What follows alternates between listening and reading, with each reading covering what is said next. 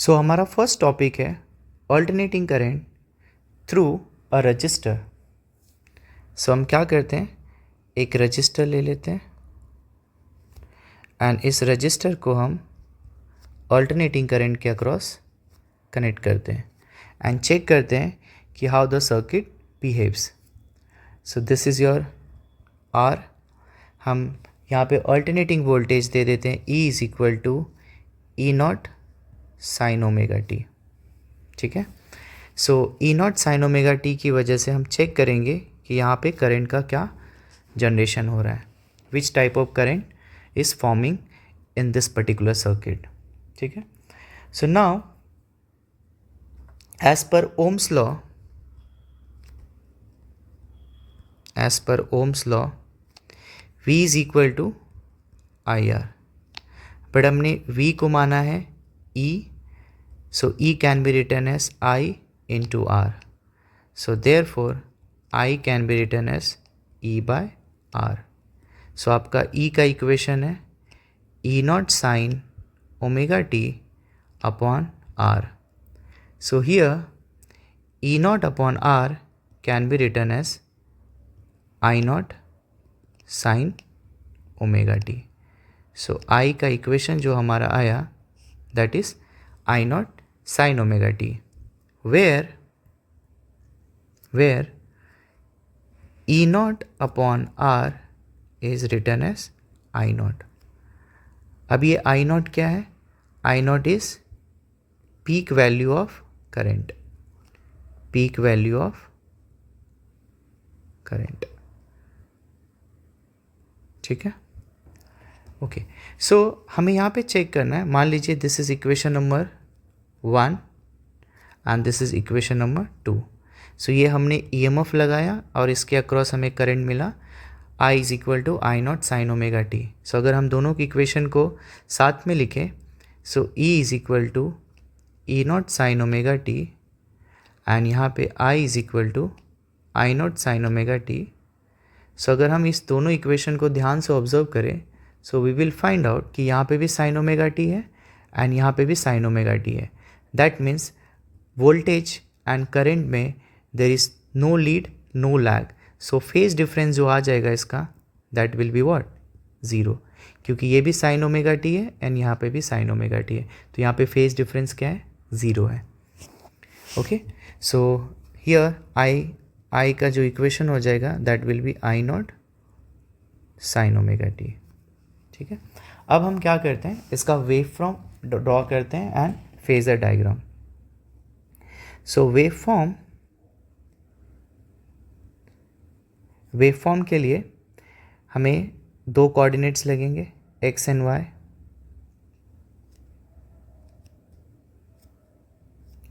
सो y axis पे voltage and current और x axis पे हमारा क्या रहेगा, टाइम। हमारा जो फर्स्ट इक्वेशन है वोल्टेज, वो कैसा है, साइन है, तो हम यहाँ पे एक साइन वेव बना देते हैं।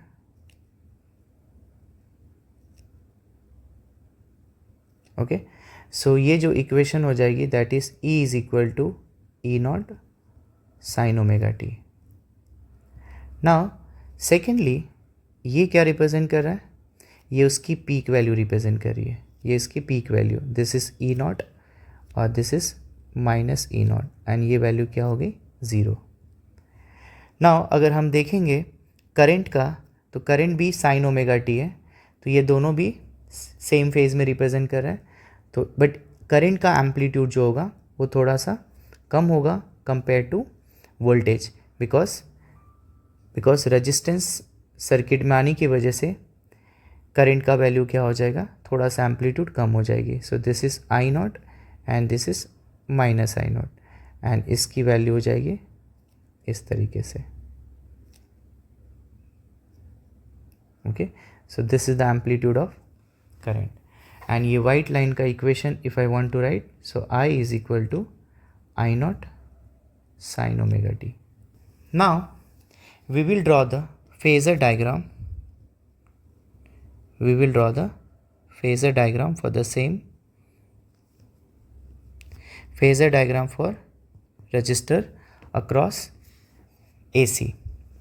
इसमें हमने देखा वोल्टेज विच इज़ EMF का इक्वेशन आया E naught sine omega t और करंट का इक्वेशन आया I naught sine omega T.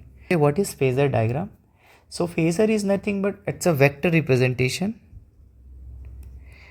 representation of current and voltage along x axis and along y axis. So जो rotating vectors हैं उसी को हम क्या बोलते हैं, बेसिकली phasor बोलते हैं. तो हम इसको वेक्टर के थ्रू रिप्रेजेंट करते हैं वोल्टेज एंड करंट को along X and Y axis. So let's see. So पहले हमें क्या करना पड़ेगा, एक एक्सिस डिफाइन करते हैं. This is my X axis and this is my Y axis.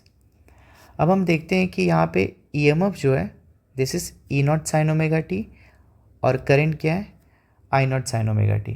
तो हम यहाँ पे कंसिडर कर लेते हैं कि ये मेरा जो है ई नॉट रिप्रेजेंट कर रहा है और वो कितने एंगल पे है, ओमेगा टी एंगल पे है. ठीक है, ई नॉट उसकी एम्पलीट्यूड हो गई और ओमेगा टी उसका एंगल हो गया. तो इसकी जो वैल्यू हो जाएगी, इस वाले की वैल्यू हो जाएगी that is going to be E naught sine omega t. ठीक है, ये वाली जो वैल्यू हो जाएगी E naught sine omega t. Similarly I naught भी कितना है, ओमेगा टी एंगल पे ही है, तो ये एंगल तो चेंज नहीं होगा, बट आई नॉट का जो पीक वैल्यू है वो ई नॉट से थोड़ा सा क्या होगा, कम होगा. मतलब आई नॉट का एम्पलीट्यूड ई नॉट से थोड़ा कम होगा. सो for that I can draw this is I not और ये एंगल ये भी ओमेगा टी ही ट्रेस कर रहा है. सो ये वाली जो वैल्यू हो जाएगी दैट इज़ आई नॉट का एम्पलीट्यूड एंड ये vertical line will be called as I naught sin omega t. Okay, so this is the phasor diagram of resistor across AC. Hope you have understood this. अब second हम देखेंगे AC across inductor. सो यहाँ पे हम एक inductor draw करते हैं. L is the inductance and इसको हम कनेक्ट करेंगे across alternating voltage. So E is equal to E naught sine omega t and L is the inductance of the inductor. Now जैसे यहाँ पे स्विच ऑन होगा, as soon as the switch is on what will happen, magnetic flux यहाँ पे क्या हो जाएगा, link हो जाएगा. एंड इस मैग्नेटिक फ्लक्स की वजह से यहाँ पे एक EMF इंड्यूस होगा एंड वो EMF क्या करेगा, इसके अपोज करेगा. किसके, इसके ग्रोथ को.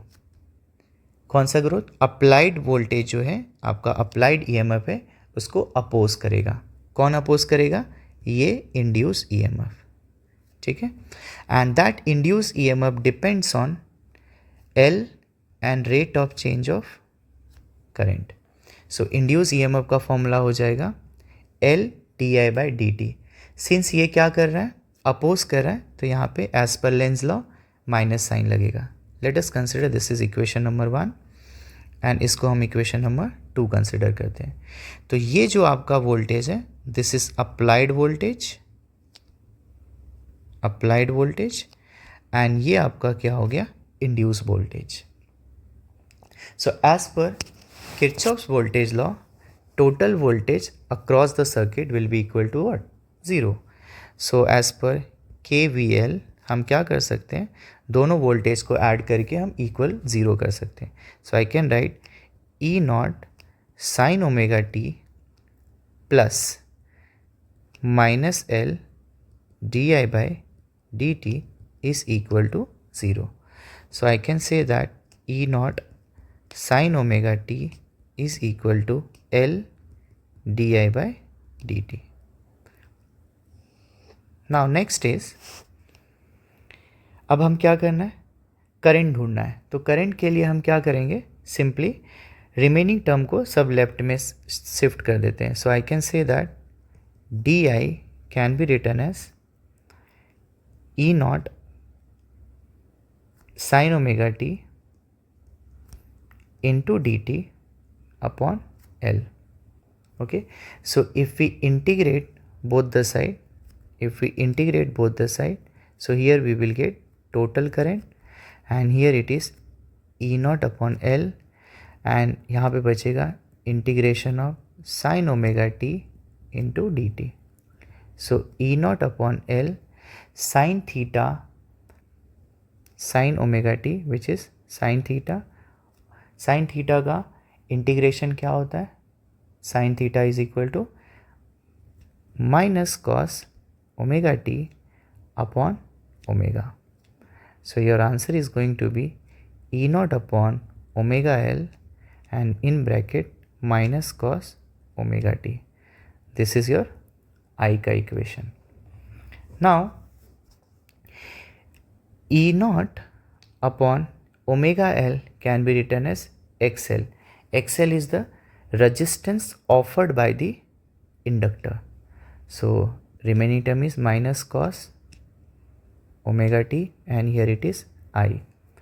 So I can be written as E naught upon XL, voltage upon resistance can be current and minus cos omega t. Now the final equation which we got, I is equal to I naught minus cos omega t. Minus cos omega t को हम sine के term में अगर लिखना चाहें so it is going to be sine angle minus 90. So this is your I.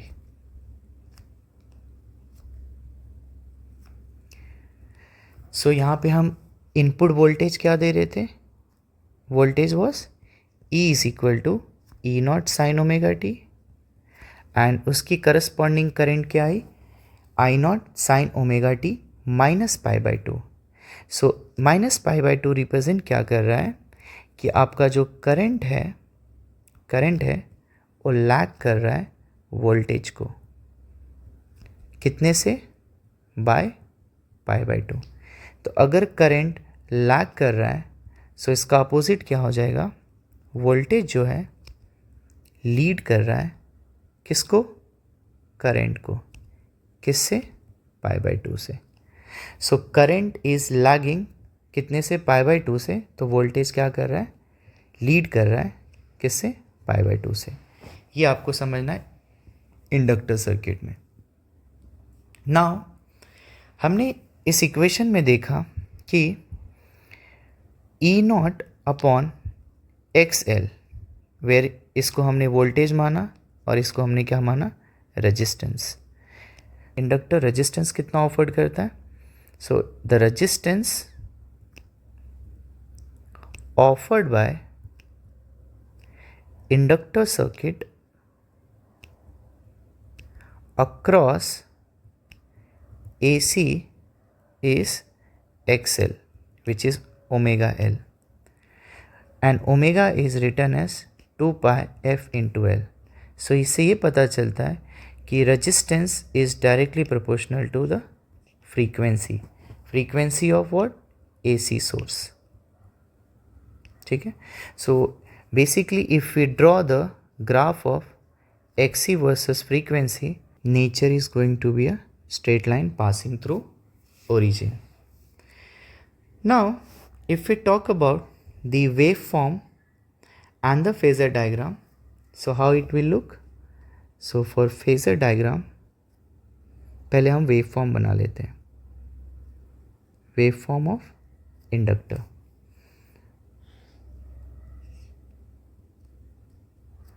So for waveform, what input voltage we are giving? Y axis पे voltage भी हो सकता है, करंट भी हो सकता है, और एक्स एक्सिस पे हमारा क्या है? टाइम है. So basically what input we are giving? E is equal to E naught sine omega t. तो पहले हम एक वोल्टेज बना लेते हैं. ओके. सो ये येलो वाला लाइन रिप्रेजेंट कर रहा है E is equal to E naught sine omega t. Now ये वाली वैल्यू बताती है peak value. So this is E naught and this is what? Minus E naught. ये कैसा साइन फंक्शन है? बट अगर मैं बात करूँ करंट का, तो current is minus cos. So basically current का वैल्यू कहाँ से स्टार्ट होगी, माइनस से। So this is 0, this is pi by 2, this is pi, this is 3 pi by 2, this is 2 pi. Okay, so हमारा करंट कहाँ से स्टार्ट होगा, current start होगा माइनस कॉस, मतलब यहाँ से स्टार्ट होगा, here, here and here and this.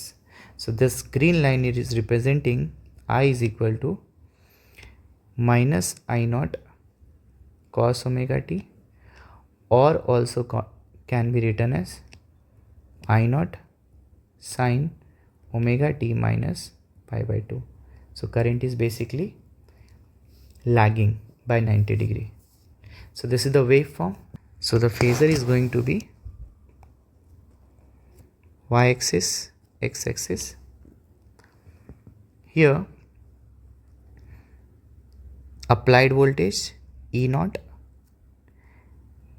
इसकी एम्पलीट्यूड हो जाएगी E naught sin omega t, and ये एंगल कितना है, omega t. And Y axis पे हम क्या दिखा रहे हैं, EMF. नाउ करंट क्या कर रहा है, लैग कर रहा है, current is lagging by pi by 2. So basically ये इस कोऑर्डिनेट में बनेगा, this is the value of I naught, and ये दोनों के बीच का एंगल कितना होगा, 90. And if I want to check the value, ये वैल्यू, इसकी वैल्यू हो जाएगी I is equal to I naught sine omega t minus pi by 2. So this is the phasor diagram of inductor. Hope you have understood. Now we have a third component which is capacitor. Capacitor across alternating current. So अभी हम क्या करेंगे, यहाँ पे एक capacitor draw करते हैं and उसको हम ऑल्टरनेटिंग वोल्टेज के अक्रॉस कनेक्ट कर देते हैं.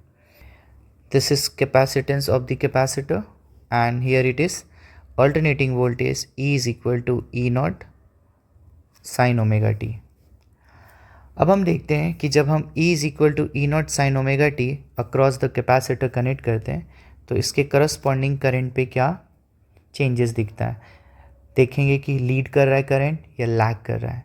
Okay, so for that what we can see, जैसे यहाँ पे स्विच ऑन होगा, कैपेसिटर का ये plate during positive half cycle plus हो जाएगा एंड ये प्लेट नेगेटिव हो जाएगी, and during negative half cycle it will reverse. So basically every half cycle it is getting charge and getting discharge, charging discharging continuously ये चलता रहेगा. तो इस प्रोसेस में जो करंट जनरेट होने वाली है वो करंट का हम चेक करेंगे कि करंट लीड करेगा या लैग करेगा वोल्टेज को. ओके, सो हम देखेंगे यहाँ पे कि कैपेसिटर के पास स्टोरिंग कैपेसिटी कितनी होती है, कैपेसिटर के पास स्टोरिंग कैपेसिटी कितनी होती है. So capacitor Q is equal to, हमने पढ़ा था CV. सो हम ऐसा समझ रहे हैं कि Q जो है ना, इसको मैं स्मॉल q से रिप्रेजेंट कर रहा हूँ, तो Q is equal to C into V, where V is what, applied voltage, C क्या है उसका कैपेसिटेंस, और Q क्या है, स्टोर्ड चार्ज. तो अगर मैं इस इक्वेशन के थ्रू रिप्रेजेंट करूँ, so I can write Q is equal to capacitance and V जो अप्लाइड वोल्टेज है, applied voltage is nothing but E naught sine omega t. ठीक है, this is my applied voltage, applied voltage. So your answer is Q is equal to C E naught sin omega t. Equation number 1. Sir already ये 1 है तो ये equation number 2 हो जाएगी. Now अगर मैं इसको डिफ्रेंशिएट कर दूँ with respect to time, so I can write d q upon d t is equal to, C तो कांस्टेंट है, so here I can write d upon d t e naught sine omega t. And we know that dq upon dt is nothing but current. So C E naught is also constant, amplitude of the applied voltage, सो यहाँ पे बचेगा d/dt sin omega t. Now I is equal to C E naught. Derivative of sin omega t is cos omega t into omega. ठीक है. So your answer is omega C E naught cos omega t. So I can write E naught upon 1 upon omega c, and here it is cos omega t, and this 1 upon omega c is nothing but resistance offered by capacitor cos omega t. So I can be written as I naught cos omega t, and cos को I can write sin omega t plus 90. So this is your current in the circuit. So this is equation number 3. So if we compare with equation number 1, which is E is equal to E naught sin omega t, what I found कि यहाँ पे sin omega t और यहाँ पे omega t के साथ plus pi by 2 है, plus pi by 2. That shows कि current जो है वो lead कर रहा है. Current is leading by 90. So अगर current lead कर रहा है तो voltage क्या कर रहा है? Voltage is lagging. कितने से? 90 डिग्री से. Voltage is lagging by 90 degree. Now capacitor एक रेजिस्टेंस ऑफर्ड कर रहा है. कितना ऑफर्ड कर रहा है? 1 upon omega c. So I can say that 1 upon omega is 2 pi f into c. So here capacitive reactance is inversely proportional to frequency of the AC input. So इस हिसाब से if I draw a graph of XC versus F, so the nature is going to be this decreasing graph. Okay, exponentially decreasing graph. Now see, if we want to draw the waveform and phasor diagram, so let's draw the waveform first. So for waveform we will have two axes. This is your x and this is y. Let us consider x is representing time, y is representing voltage and current. So now voltage, what voltage we are giving? We are giving E is equal to E naught sin omega t. And what current we are getting? I naught sin omega t plus 90. So the nature of the EMF is sine graph. So basically we will draw a sine graph. Here green line is representing voltage. E is equal to E naught sin omega t. अगर मैं बात करूं अगर current की, so current क्या कर रहा है? 90 से लीड कर रहा है. सो लीड करने के लिए ये जो एम्पलीट्यूड हो जाएगी, पहले मैं बता देता हूँ, ये एम्पलीट्यूड हो जाएगी प्लस ई नॉट, ये एम्पलीट्यूड हो जाएगी minus E naught, and this is 0. Okay. Now current का एम्पलीट्यूड वोल्टेज से थोड़ा कम होगा. सो यहाँ पे हम कंसिडर कर लेते हैं I naught, and this is minus I naught. So this is your, this pink line is representing basically current. I is equal to I naught sin omega t plus 90. This is the waveform of capacitor circuit. So for phasor diagram, again we will have a two axis. This is EMF. तो हम voltage कितना दे रहे हैं? ई naught, और ये angle कितने पे है? ओमेगा टी पे. तो ये इसकी एम्पलीट्यूड क्या हो जाएगी? E naught sine omega t. और हमारा जो करंट है, current is leading. So basically I can say that leading by 90. सो ये जो हो जाएगा आपका 90 डिग्री, एंड ये आपका हो जाएगा I naught, एंड इसकी एम्पलीट्यूड हो जाएगी हमारी I naught sine omega t plus 90. Okay, so this is pi by 2 से क्या कर रहा है, लीड कर रहा है. सो this is the phasor diagram for capacitor circuit. Hope you have understood all 3. Thanks for watching.